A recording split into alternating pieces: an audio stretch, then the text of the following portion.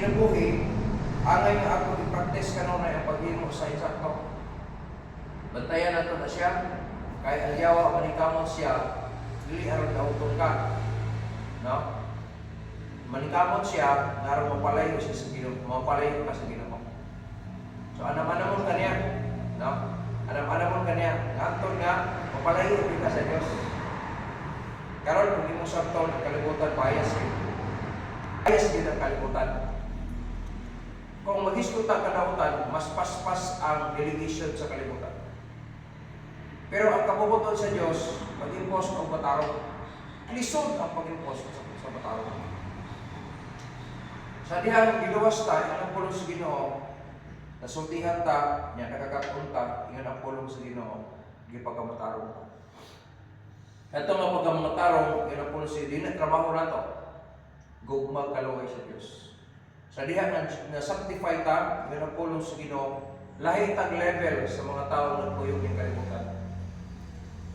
Sila gitawag, condemned na sila daan. Buhing pa sila, pero naglakaw sila ng kalibutan, impirno honon.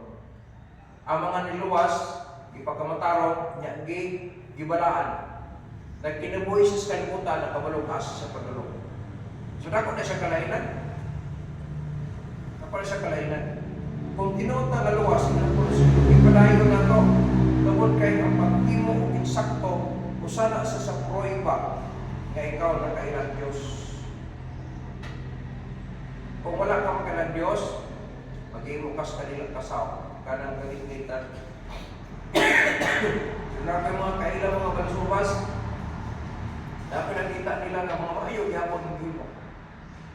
Na kayo mga kailan niya sa kwan, grabe kayo, mga maldito din kayo. Magwal, kayo magkapugong, bisang pulis, magkitod pa.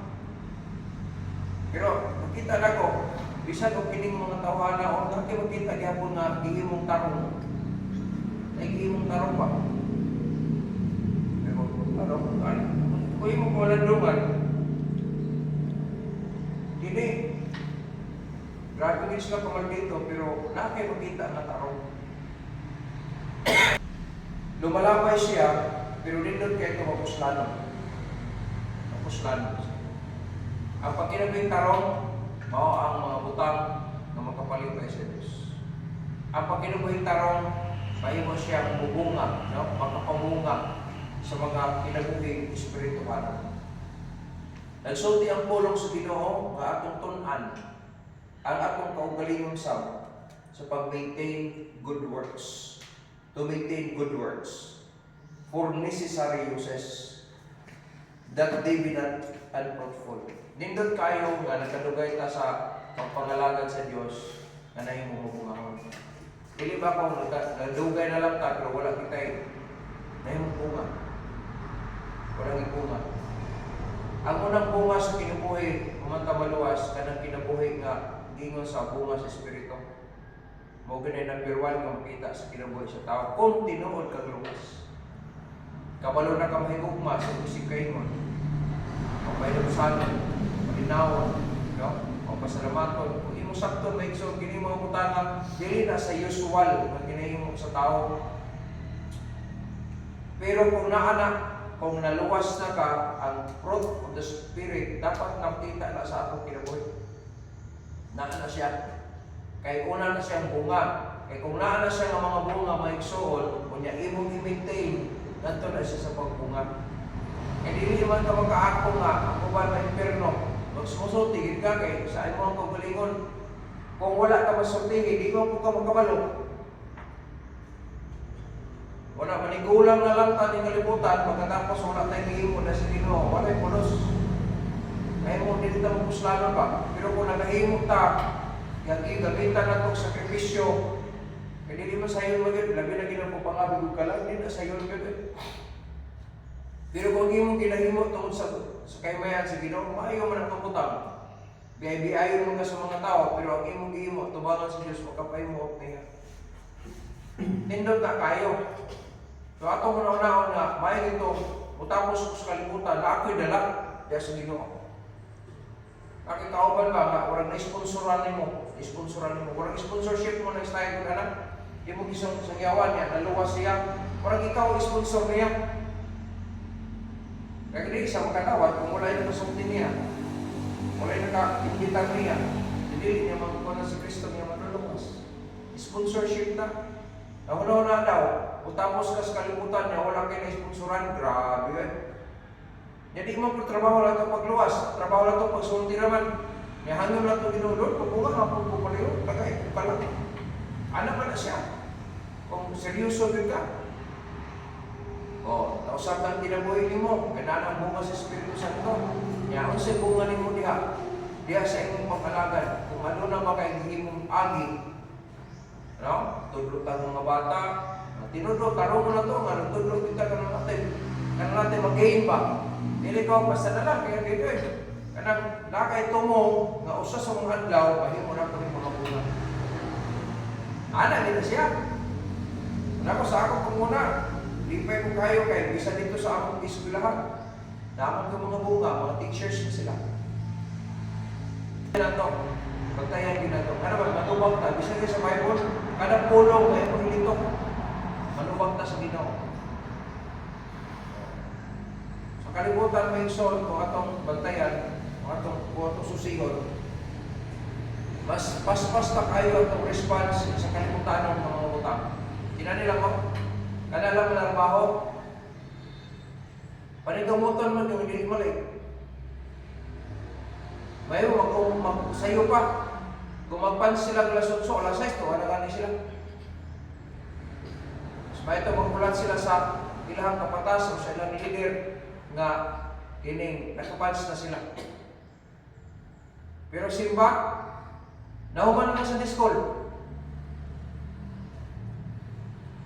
Pag-abot pa sa premises, naghibay-hibay pa naglakaw, marag, siya kabalo mo na late na siya. Ano? I-compare mo na siya sa kalimutan nga way o sa ining langit nun ng mga pamangin, perting layuan yun ang response sa tao. Talagsara. No, kung i-compare mo, kung namin mga aktibo, nagsayin ko sila na, pero kung i-compare, mas daghan yun kayo ang mga inactive. Simba na, matod siya na rin sa oras, nagsugod. Tingkanta. Kung magkanta kay, appear mo na sa service, part of the service na siya. Kung niya atan, divine na siya tanan. Tanan na servisyo diya sa Ginoo, divine na siya. Buntag maghapon, mga divine na sila. Kaya pag Ginoo mo na, tanawa na ko na, kung tuwa na sa silang trabaho, pagtanong na sila yung mga manager sila, or mga estudyante, behave kayo sila, kaya na sila teacher, or whatever. Pero na sa simbahan, sa obserbahin, wala, gatabi pa na, kanta na ha, kanta na, kaservisyo na.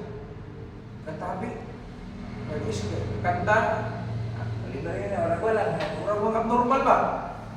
Saan na matawaran mo? Mag-servisyo na pagkatapos. Makita niyo mga unprepared sila. Wala, dihain lang muna huna ba magkini. Servisyo ni para sa Ginoo. Pero dili nyo makita ang sinseridad ba? Muna kalisod, no? Muna kalisod. Muna hantod karuna ang kinabuhay ko iksod. Penetrating, no? Kaaginot ang kamaturan. Ano man, tungod kay mas bisan galing ang mga Kristohanon, wala nang kinabuhi sa tao. Muna kalisod. Plus, daan apostasy. Paspas kaayo ang kwan, ini miguyanap sa apostasy. Sa Bible, kung mabasahon, kita si Timothy padulong sa Titus, mabasa niyo siya, kung ang leader, inunani siya. So, kung imong isisahon na sa isisahon mo, wala na kay anay na magwali niya, yung na ang kinabuhi mo. Pero, napasakto ba?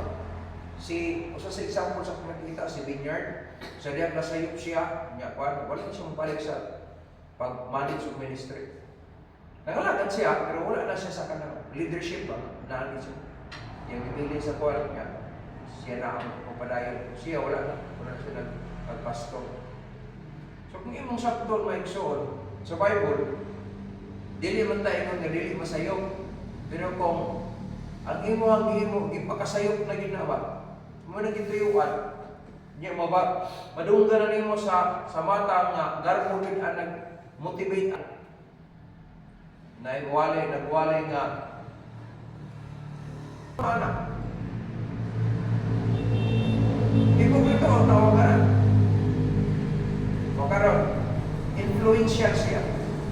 Iya paging ibutang sa social media. Di mo kalimutan na. Makita siya. Kaya karon, sa kadaghanan ng mga pastors ang iyang ginastadihan sa pagtudlo sa pulong sa Ginoo, kay King James mo yun. Kaya mo gini ang nearest yun nga translation gikan sa manuscript. From Greek word to Hebrew word, no? King James version.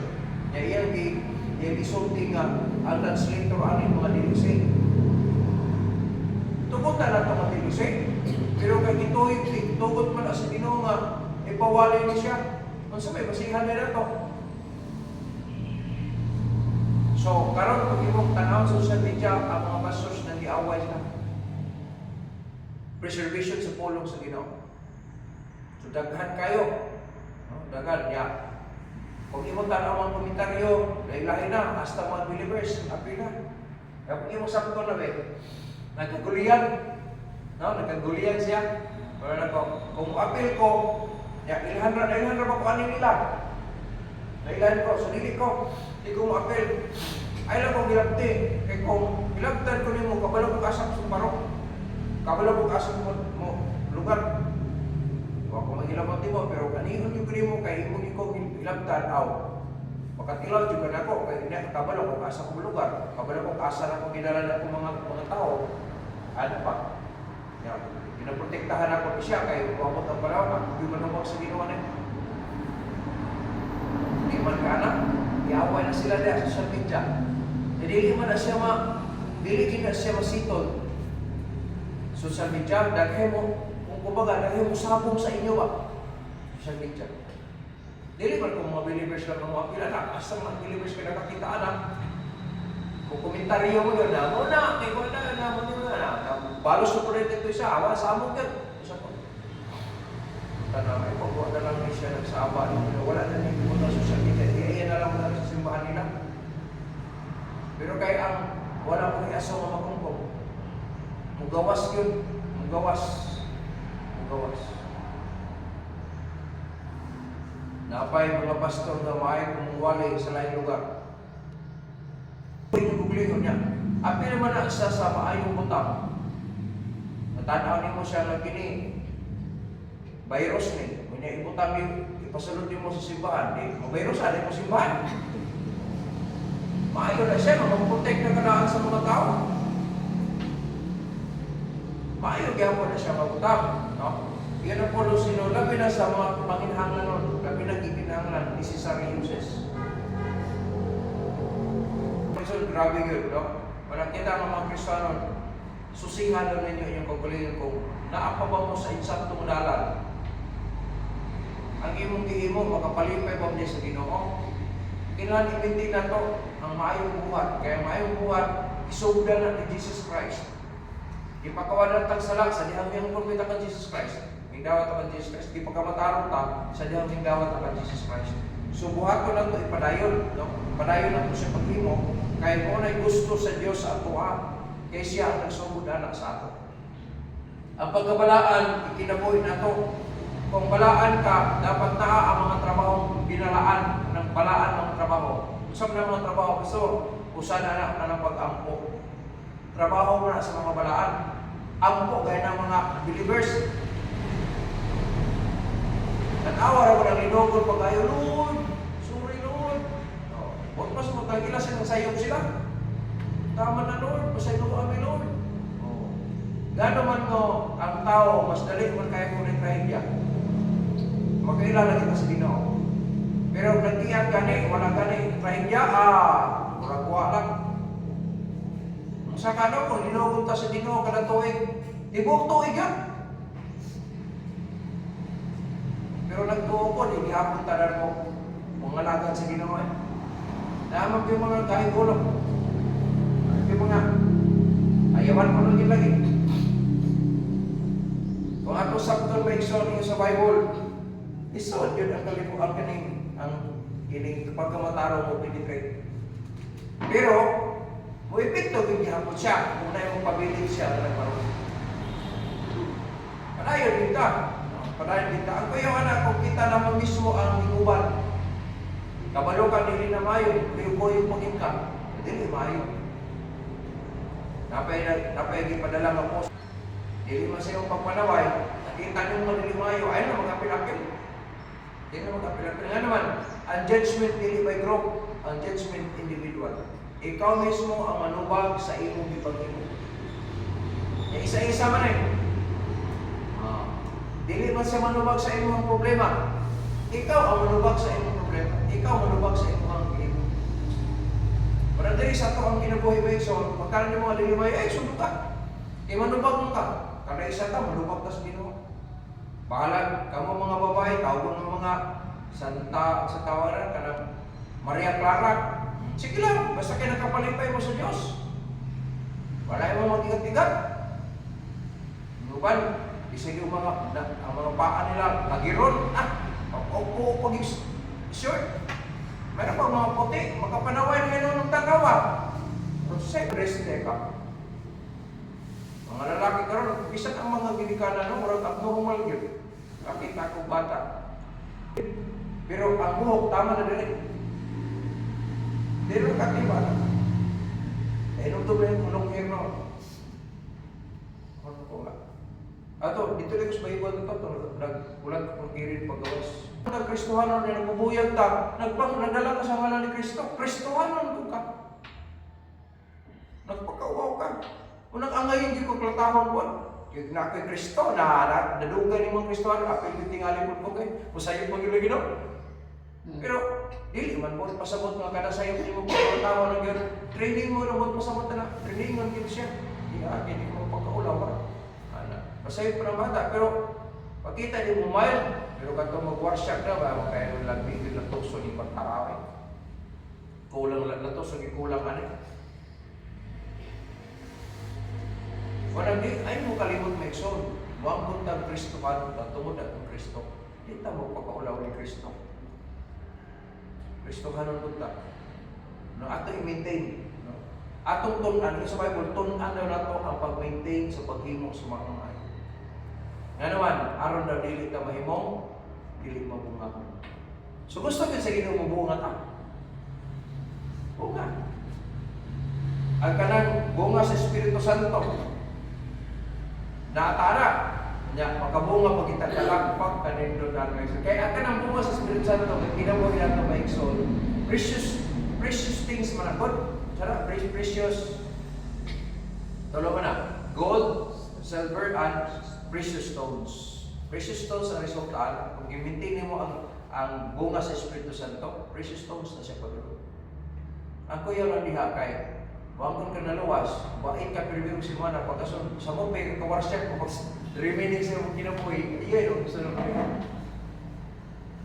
kawalo gid sila na sayop ang gihimo nila no kung nasa servisyo nila. Nakoy na duulan. Nga to ko kay sama dili mo na sila pwede na imuon na tawagan na ultimatum. Wala tay right ka. Ang ato magtudlo rin ka, magtudlo sa ako, magtudlo, magbadlo, magsaway, magpatudlo sa pulos. Pero ang treatment anak, pareha. Tapos kita yan. Ano na po kuhan? Kung kung istorya nyo na, ba't ang tuyo rin ako? Kaka na rin ko. So, kita mga Kristohanon naman ta, aron magpabilin ta, mabungahon. No? Yan ang pulo sa Ginoo. Maintain o learn to maintain good works for necessary uses that they be not unfruitful. Panagkamutan na ito maigsoon kay kung luwas mo ganita, aron kita maulo sa pagkatubang na ito sa Ginoo. Pero mag-isikaya, ngayon na nga, Lord, kabalo bega, Lord, sa takapagalagan. Paano ka mga isa lugan kinabuhi pa?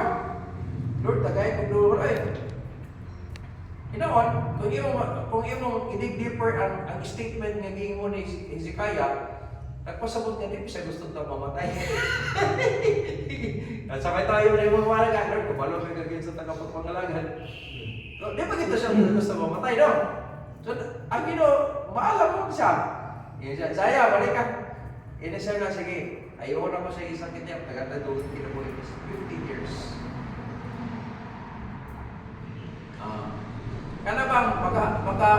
mabait tas Ginoo kay na kita gihimo nga maayo. Kabalo man ginagin na Lord, kabalo. Di magkikubot pasabot kasi si Kayo ang ito mga sayo. Sayo pa rin siya, yung masaw sa Bible na yung sayo pa niya. So, ang gano'n siya sa prophet. Yan ang kwento ni mo, dapat tinananin ka na. Ano ba? Pero sige. At ang iyang padayon ang ihang treasure. Sa katong ihang ito na sa mo, iya. Yung ipabalo nga mo ni mo na. Sayo, mato niya. Pero namin siya ipaghimo ng mga dilipod basta-basta. Napahimot din sa Diyos. O kitipunan niya. Kita. Maitong, lagi tayo ipaghimo nga makapahimot yung pagkaya sa Diyos. Hindi yung magkita perfect. Bisa sa pa na itong usip yan, magkita buhat pulong una-una. Pero nakanindot natin, ipaghimo nga makapalipay sa Diyos. Lord, nasayin tayo ka. Lord, hindi ka perfect Lord, pero kabalagay ka, sige paghimo na ako. Kabalagay ka sa struggle sa nagiging mo na ako, Ginoo. Pagprotektahan na ako ng mga tawanan, pero magkapadayon, nga malipay ka. Ano ba? Na, nangabi ka mga kalag, baby ayaw ka, Lord, kabalagay ka, yung kamag ko yung Lord, na maka-angkot siya, pero di ko yung sinagawa. Ano ba? Nakagihimo yun nga, para mo si Kaya nga, kabalik, puhunan ba? Lord, nasayin kayo ka kung sa hindi mo na ako. Yun sa tagapag-alagan. May nagkanilog na exam. I-maintain na to na. I-maintain na to. Una na to siya nga, ma-maintain na to ang paghimo sa maayo. Yan naman, aron na imong magpumunga. Ikaw na to sa kinabuhi, mention ka ng mayroon ng fruitful. Fruitful sa tanan ng mga bahin sa kinabuhi Kristo. Nindot kaya na siyang mention. May mo kang panagingnan, may influence din mo sila, gikan sa tarong, pagikan sa daot ang tatos tarong. Dili kung ikaw ang influence na ibig kay tarong lang ka, binuang painuan ka. Ano yung pinaka-the best sa atong kinabuhi? Hopefully, nagkaroon mong taga na yung duman na to. Sa pag kinabuhi na to, dapat mag-maintain ta sa mayong utang para sa Diyos, araw na imong magbubuha.